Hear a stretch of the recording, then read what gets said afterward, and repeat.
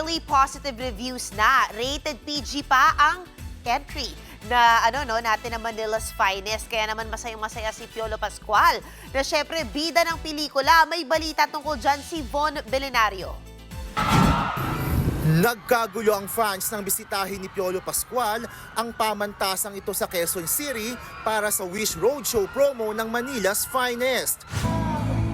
Kinanta niya pa ang theme song na Sandalan. Masaya ang aura ni Papa P lalo pat pinag-uusapan online ang early positive reviews ng Manila's Finest matapos ang premiere sa Maynila kamakailan.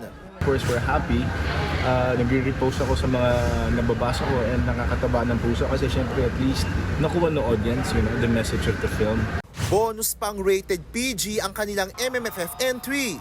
Ang sarap isipin na nakalusot siya ng ganung rating kasi syempre very controversial yung topic.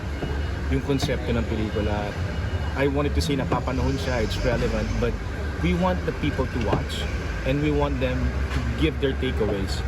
Nagpapasalamat din si Piolo sa mga natuwa sa trio nila ni Cedric Juan at Ashtin Olviga. Being with Ced for the last three MMFF films.